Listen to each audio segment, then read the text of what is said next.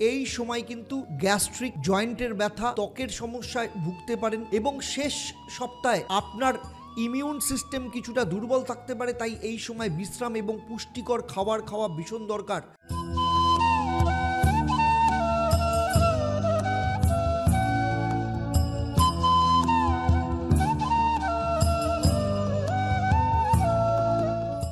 নমস্কার, আমি অ্যাস্ট্রো পণ্ডিত দেবদত্ত। অ্যাস্ট্রোনমা আচার্য Debdutta Facebook page এবং ইউটিউব চ্যানেলে আপনাদের সবাইকে স্বাগত জানাই।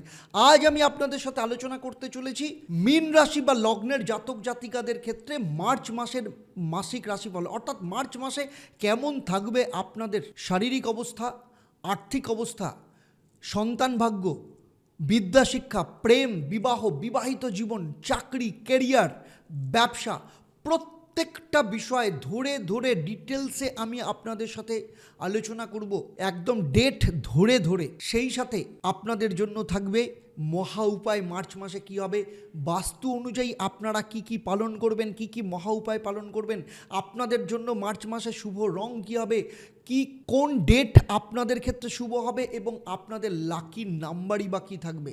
সেই সাথে থাকবে আপনাদের জন্য একটা প্রশ্ন, যারা সঠিক উত্তর দেবেন তাদের জন্য কি সারপ্রাইজ থাকবে সেটাও এই পর্বের শেষে আমি আপনাদের জানাবো। তাই পুরো ভিডিওটা কিন্তু ভীষণ ইন্টারেস্টিং হতে চলেছে, আপনাদের জন্য অত্যন্ত উপযোগী হতে চলেছে।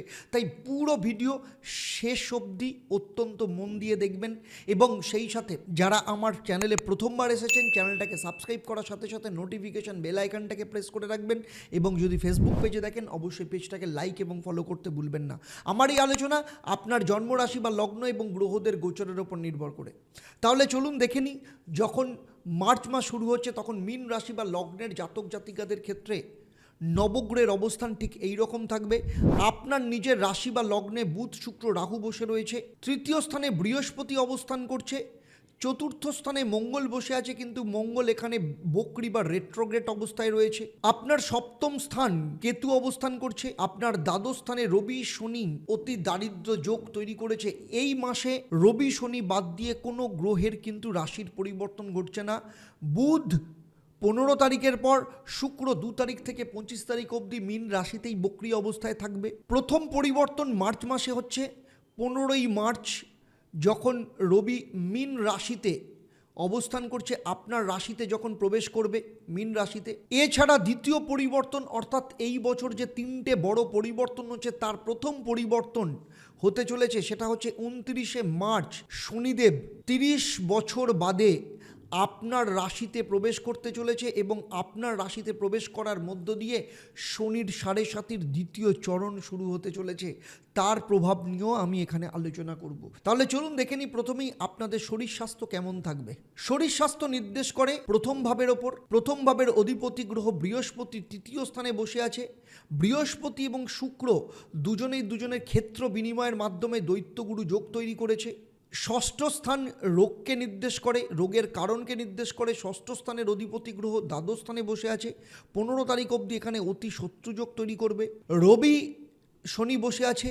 আর দ্বাদশ স্থান হচ্ছে হসপিটালাইজেশনকে নির্দেশ করে, দ্বাদশ স্থান রোগ মুক্তিকে নির্দেশ করে। দ্বাদশ স্থানের অধিপতি গ্রহ শনিও সেখানে অবস্থান করছে। দেখুন, মার্চ মাসের 1 তারিখ থেকে 7 তারিখ এই সময় আপনি মানসিক দিক থেকে কিছুটা চাপ অনুভব করতে পারেন। এই সময় মেডিটেশন এবং ব্যায়াম করা, বিশেষ করে যোগা করা আপনার পক্ষে অত্যন্ত শুভ। 15 তারিখ থেকে 21 তারিখ অবধি এই সময় যখন অতি শত্রুযোগ চলে যাচ্ছে, এই সময় কিন্তু গ্যাস্ট্রিক জয়েন্টের ব্যথা, ত্বকের সমস্যায় ভুগতে পারেন এবং শেষ সপ্তাহে আপনার ইমিউন সিস্টেম কিছুটা দুর্বল থাকতে পারে। তাই এই সময় বিশ্রাম এবং পুষ্টিকর খাবার খাওয়া ভীষণ দরকার। তাই প্রতিদিন নিয়মিতভাবে ভগবান বিষ্ণুর পুজো দিন এবং সকালবেলা যখনই বাড়ি থেকে বেরোবেন তখন হলুদ চন্দনের টিকা লাগিয়ে তারপর বাড়ি থেকে বেরোবেন। শারীরিক দিক থেকে যথেষ্ট ভালো ফল পাবেন। এরপরে চলে আসবো আমি পরিবার ভাগ্য। পারিবারিক অবস্থা চতুর্থ স্থান থেকে নির্দেশ করে। পরিবারের মধ্যে বোঝাপড়া যথেষ্ট পরিমাণে থাকবে, তবে 14 থেকে 18 তারিখ এই সময় পরিবারের মধ্যে মতবিরোধ দেখা যেতে পারে। বয়স্ক সদস্যদের এই সময় যারা রয়েছেন তাদের যত্ন নেওয়া ভীষণ দরকার। ছোট ভাই বোনের সাথে সম্পর্ক ভালো থাকবে, তবে আত্মীয়দের সাথে আর্থিক বিষয়ে কিছু না কিছু সমস্যা দেখা যেতে পারে। এই সময় পরিবারের সাথে ধর্মীয় বা আধ্যাত্মিক কাজে আপনি যেতে পারেন এবং তবে রাগের মাথায় কোনো রকম সিদ্ধান্ত নেবেন না। এরপরে চলে আসবো আপনার সন্তান ভাগ্য কেমন থাকবে। সন্তান পঞ্চম স্থান থেকে নির্দেশ করে। সন্তানের পড়াশোনার ক্ষেত্রে যথেষ্ট পরিমাণে উন্নতি দেখতে পাওয়া যাবে, তবে 8 থেকে 12 মাস সন্তানের মানসিক চাপ বৃদ্ধি পেতে পারে। 18 বছরের ওপরে আপনার সন্তান যদি হয় তাহলে তাদের ক্ষেত্রে খারাপ বন্ধুদের প্রভাব পড়ে তাদের পড়াশোনার ক্ষেত্রে সমস্যা, তাদের কেরিয়ারের ক্ষেত্রে সমস্যা আসতে পারে। তাই এই সময় আপনাকে নজর রাখতে হবে। সন্তানের মঙ্গল কামনায় প্রত্যেক দিন তুলসী গাছে জল দিন এবং ওম ক্লিং শ্রী বিষ্ণু নমো নমঃ এই মন্ত্রটা 28 বার পাঠ করুন। এরপরে চলে আসবো স্টুডেন্টদের ক্ষেত্রে। যারা ক্লাস 12 অবধি বা স্কুলে পড়াশোনা করে চতুর্থ স্থান, কলেজে যারা পড়াশোনা করে তাদের ক্ষেত্রে পঞ্চম স্থান, আর উচ্চশিক্ষা যাদের করছে তাদের ক্ষেত্রে নবম স্থান। স্কুলে যারা পড়াশোনা করছে বা কলেজে যারা পড়াশোনা করছে তাদের 10 তারিখ, 15 তারিখ, 22 তারিখ এবং 27 তারিখ শুভ। উচ্চশিক্ষায় যারা রয়েছে বা যারা রিসার্চের কাজে রয়েছে এই মাসে কিন্তু যথেষ্ট শুভ। তবে কখনো কখনো একাগ্রতাকে ধরে রাখার জন্য আপনাকে মেডিটেশন করতে হবে। অনলাইন গেম, সোশ্যাল মিডিয়ার প্রতি আসক্তি বাড়তে পারে, তাই পড়াশোনার ক্ষেত্রে সমস্যা আসতে পারে। এবং প্রতিদিন মা সরস্বতীর পুজো দিতে হবে। ওম ঐং সরস্বত্যায় নমঃ এই মন্ত্রটা 28 বার পাঠ করতে হবে এবং অলসতা বা অপ্রয়োজনীয় কাজ থেকে নিজেকে দূরে সরিয়ে রাখতে হবে। এবারে চলে আসবো লাভ লাইফের ক্ষেত্রে। লাভ লাইফ কেমন থাকবে। লাভ লাইফ পঞ্চম স্থান থেকে নির্দেশ করে, আর পঞ্চম স্থানের অধিপতি গ্রহ চন্দ্র প্রতি 2.5 দিন অন্তর চেঞ্জ করে, ফলে লাভ লাইফ নিয়ে সবসময় কোথাও না কোথাও একটা ডাউট, কনফিউশন তৈরি হয়। প্রথমেই বলবো যাদের জীবনে প্রেম নেই, ব্রেকআপ হয়ে গেছে বা সিঙ্গেল রয়েছে তাদের ক্ষেত্রে নতুন সম্পর্ক তৈরি হতে পারে, তবে তাড়াহুড়ো করবেন না। যারা অলরেডি রিলেশনে রয়েছে 18 থেকে 20 তারিখের মধ্যে ভুল বোঝাবুঝি তৈরি হতে পারে, এই সময় ধৈর্য ধরতে হবে। আর যারা লিভ ইন রিলেশনের মধ্যে রয়েছে আপনার পার্টনারের সাথে আর্থিক বিষয় নিয়ে মতবিরোধ তৈরি হতে পারে। আপনার লাভ রিলেশনকে যদি ভালো রাখতে হয় তাহলে প্রতিদিন মা লক্ষ্মীর পুজো করুন এবং গোলাপি বা সাদা রঙের কোনো গিফট আপনার পার্টনারকে দিতে পারেন এবং মা লক্ষ্মীকে গোলাপ দিয়ে পুজো দিন, অত্যন্ত ভালো ফল পাবেন। এবারে চলে আসবো বিয়ে বা বিবাহিত জীবন নিয়ে। ম্যারেড লাইফ কেমন থাকবে। সপ্তম স্থান ম্যারেড লাইফকে নির্দেশ করে। বিবাহিত জীবনে সুখ বজায় থাকবে, তবে 14 থেকে 17 তারিখে দাম্পত্য জীবনে কলহ দেখা যেতে পারে, কিছু সমস্যা দেখা যেতে পারে। দ্বিতীয় বিবাহ যারা করতে চাইছেন তারা দ্বিতীয় বিবাহের পরিকল্পনা করলে 26শে মার্চের পর আপনি সিদ্ধান্ত নেবেন। যারা ডিভোর্স বা বিচ্ছেদের মামলা চলছে তাদের ক্ষেত্রে এই মাসে আইনি বিষয়গুলো থেকে কিন্তু সতর্ক থাকতে হবে।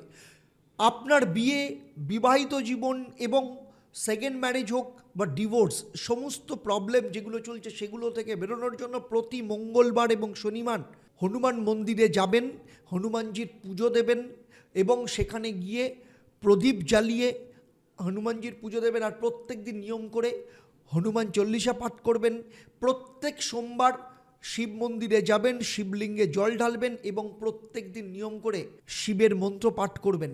ওম নমঃ শিবায় এই মন্ত্রটা প্রত্যেক দিন বাড়ি থেকে বেরোনোর আগে 28 বার পাঠ করে তারপর বাড়ি থেকে বেরোবেন। চলুন এবার দেখে নেব আপনাদের চাকরি ভাগ্য কেমন থাকবে। যারা চাকরি করেন তাদের ক্ষেত্রে বলবো চাকরি ষষ্ঠ স্থান থেকে নির্দেশ করে। প্রতিযোগিতা, কম্পিটিটিভ এক্সাম সমস্ত কিছু ষষ্ঠ স্থানকে নির্দেশ করে। আর দশম স্থান হচ্ছে কর্মের প্রকৃতিকে নির্দেশ করে। যারা সরকারি চাকরির পরীক্ষা দিচ্ছেন 10 ও 18 তারিখ অত্যন্ত শুভ। যারা বেসরকারি বা মাল্টিন্যাশনাল কোম্পানিতে চাকরি করছেন তাদের 18 থেকে 22 তারিখ পর্যন্ত চাপ বাড়তে পারে, তবে ধৈর্য ধরতে হবে। চাকরি পরিবর্তনের যদি কোনো চিন্তাভাবনা থাকে তাহলে 25 তারিখের পর সেটা আবেদন করা যেতে পারে। তবে চাকরি বা কর্মক্ষেত্রকে যদি ঠিক রাখতে হয় তাহলে প্রতিদিন সকালবেলা নিয়ম করে তামার পাত্রে গঙ্গার জল নিয়ে সূর্যদেবকে জল অর্পণ করতে হবে, গায়ত্রী মন্ত্রের পাঠ করতে হবে এবং অফিসে কোনো রকম গসিপ বা কোনো রকম পলিটিক্স থেকে নিজেকে দূরে সরিয়ে রাখতে হবে। চলুন এবার দেখে নেব যারা ব্যবসা করে ব্যবসায়ীদের কেমন যাবে। সপ্তম স্থান ব্যবসাকে নির্দেশ করে। ব্যবসার অধিপতি গ্রহ এবং সপ্তম স্থানের অধিপতি গ্রহ বুধ আপনার নিজের রাশিতে অবস্থান করছে। 25 তারিখের পর 15 তারিখের পর বুধ এখানে বক্রি হবে। যারা স্টার্ট আপ করছেন, নতুন ব্যবসা শুরু করেছেন, ইনভেস্টমেন্টের জন্য 1, 7, 19, 28 তারিখ আপনার ক্ষেত্রে শুভ। যারা পার্টনারশিপ ব্যবসা করছেন সতর্কতা অবলম্বন করবেন, বিশেষ করে 15 থেকে 20 বা 20 তারিখ পর্যন্ত। অনলাইন ব্যবসা বা ই কমার্স ব্যবসার লাভের সম্ভাবনা রয়েছে। প্রতি বৃহস্পতিবার ভগবান বিষ্ণুকে পুজো করুন এবং গোমাতাকে চানা খাওয়ান, অত্যন্ত ভালো ফল পাবেন। এবারে আসবো বাস্তু অনুযায়ী আপনাদেরকে কি করা উচিত। সার্বিকভাবে মীন রাশি বা লগ্নের জাতক জাতিকাদের ক্ষেত্রে বাস্তু অনুযায়ী আপনাদের পুজোর ঘরে 9খানা নাভি শঙ্খ রেখে দেবেন। এতে আপনাদের স্পিরিচুয়াল এবং মেন্টাল ডেভেলপমেন্ট ভীষণভাবে হবে। 5 তারিখ এবং 11 তারিখ হচ্ছে আপনার ক্ষেত্রে অত্যন্ত শুভ। সেই সাথে 3, 12 এবং 20 তারিখ আপনার জন্য সবথেকে শুভ দিন। এবং সেই সাথে সাদা এবং হলুদ রং যত বেশি ব্যবহার করবেন তত আপনার পক্ষে ভালো হবে। এবং সবসময় চন্দনের ধূপ ব্যবহার করুন। বাড়িতে অ্যারোমেটিক ফিল করবেন, বাড়ি থেকে নেগেটিভ এনার্জি দূর হয়ে যাবে, মানসিক শান্তি বৃদ্ধি পাবে এবং শারীরিক দিক থেকেও যথেষ্ট সুস্থতা আপনি ফিল করবেন। মীন রাশি বা লগ্ন নিয়ে আমার এই আলোচনা আপনার কেমন লাগলো অবশ্যই আমাকে কমেন্ট করে জানাবেন। আর যদি ভালো লাগে তাহলে অবশ্যই অন্যদের শেয়ার করবেন। যারা আমার এই ভিডিও আমার ইউটিউব চ্যানেলে দেখছেন অবশ্যই চ্যানেলটাকে লাইক করার সাথে সাথে সাবস্ক্রাইব করবেন এবং সেই সাথে সাথে নোটিফিকেশন বেল আইকনটাকে প্রেস করে রাখবেন। আর যদি ফেসবুক পেজে দেখেন অবশ্যই পেজটাকে লাইক এবং ফলো করতে ভুলবেন না। তাহলে চলুন এবার চলে আসব আমি আপনাদের জন্য প্রশ্ন। আমি এই পর্বে উল্লেখ করেছি শনিদেব কত দিন বাদে আপনাদের দ্বিতীয় স্থানে প্রবেশ করতে চলেছে। আপনারা যারা সঠিক উত্তর দেবেন আপনাদের মধ্য থেকে লাকি ড্রয়ের মাধ্যমে আমি 3 জন সঠিক উত্তরদাতাকে বেছে নিয়ে আপনাদের কিংবা আপনাদের পরিবারের কোনো একজন সদস্যের জন্মচক্র তার সমস্যা নিয়ে পরামর্শ দেবো। আর আপনারা জানেন আমার এই পরিষেবা আপনাদের জন্য সম্পূর্ণ বিনামূল্যে থাকে, তবে অবশ্যই আপনাকে লাকি ড্রয়ের বিজেতা হতে হবে। তাহলে আজকের মতো বিদায় নিচ্ছি, আবার দেখা হবে পরবর্তী পর্ব আপনাদেরই জীবনের অন্য কোনো সমস্যার সমাধান নিয়ে। আপনারা আপনাদের পরিবারের সাথে ভালো থাকুন, সুখে থাকুন, শান্তিতে থাকুন এবং নিয়মিত দেখতে থাকুন দেবদর্শন পর্ব এবং লাইভ ফোন ইন অনুষ্ঠান প্রতি শনি মঙ্গলবার সন্ধ্যে 6:30 এবং বৃহস্পতিবার দুপুর 12টা থেকে। নমস্কার।